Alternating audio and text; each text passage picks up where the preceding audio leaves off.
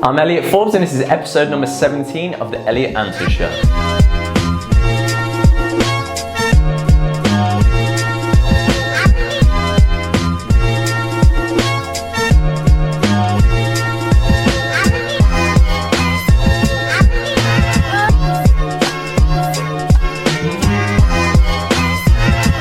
Hi guys, thanks for clicking on the video today. My name is Elliot Forbes, a male grooming specialist based in London. This channel is dedicated to hair, beard and grooming tips for the modern man. So if that's something you're interested in, you might want to consider subscribing. So today's question is, I need advice on grooming, shape, length and what type of beard might suit my face. I've tried to shape it according to my face, small, round with non-existent chin and a thick neck. Attached pic has clean shaven face from 3ish months ago and the rest taken today. Please advise. Well, this is really quite a tricky one for a lot of guys, because actually the general rule of thumb when you're trimming your beard is that actually when you look straight on in the mirror, you don't want to see beard underneath. So actually that's then where you know where to put the initial line in. This doesn't work when you have a really small chin or if you have a really thick neck, because if you were to do that then it would end up being sort of right on the chin line really, because obviously anything lower than that you can see. So it's actually really quite a hard one to balance with this. Now it's what you have to do this, if you're doing this yourself at home, you really need a mirror from the side to be able to get the 3D view of it, because looking just straight on, that's not enough. So I'll explain to you what I mean by this, because actually, so if we look at picture 1, top left, we can see actually that it just drops down a little bit below the chin line. So it looks a little bit too low in through there. That it drags the face down a little bit underneath and looks a little bit too heavy underneath that area.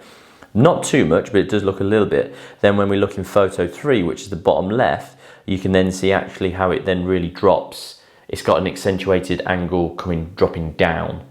If you were then to bring that way up, it's all of a sudden you're then going to have a massive gap in between there. So getting that balance right is quite tricky. Now you can see, if we're still looking at picture number 3, if you look at the bottom of the beard here to then where the corner is, but just below the ear, that angle is really quite a steep angle in through there. Now what you want to do, we need to do, is bring the underneath up slightly and then drop the angle on the corner down slightly. So at the moment it's like this, and really we want to tilt it so it's a little bit more like that angle. So actually it needs to be brought up a little bit in through there to be able to create a flatter line at the very bottom.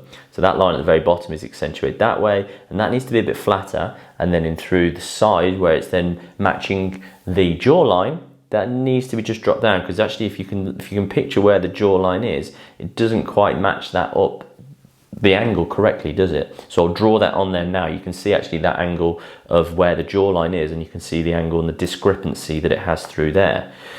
You can see now actually on the other side, I would say these angles are not quite symmetrical. So that's obviously then a tricky part to get the symmetry, is also incredibly hard.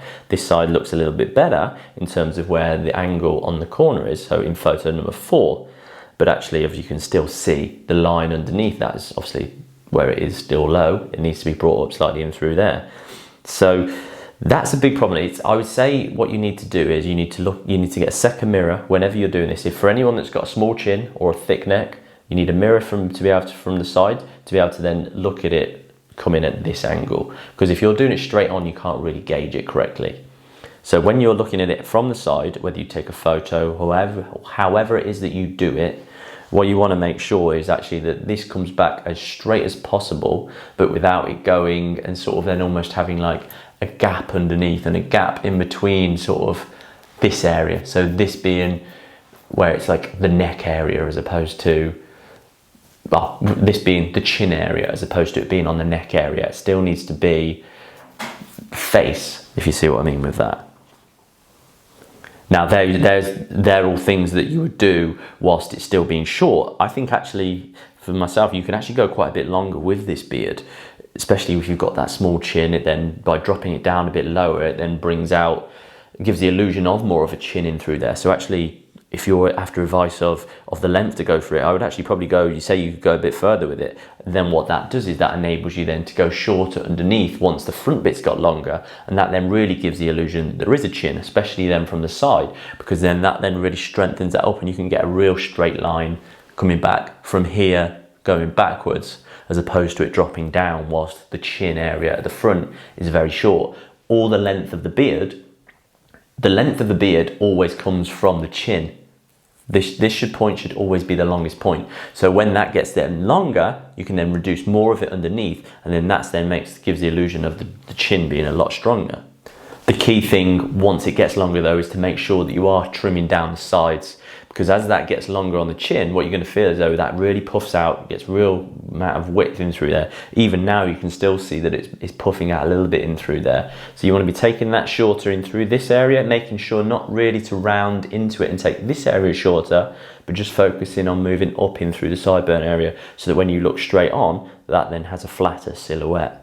And then the next thing we can see is that the moustache, that really spikes out. Now that happens a lot when guys don't have so much density in through the moustache area that actually those hairs just spike straight out. It hasn't got that weight pushing it down. So really what you want to be doing with that is getting a comb and using your scissors or your clippers, whatever it is that you use to trim your beard normally. And what you want to do is you get the comb, move that up into the moustache so you can see the hairs spiking out upon it.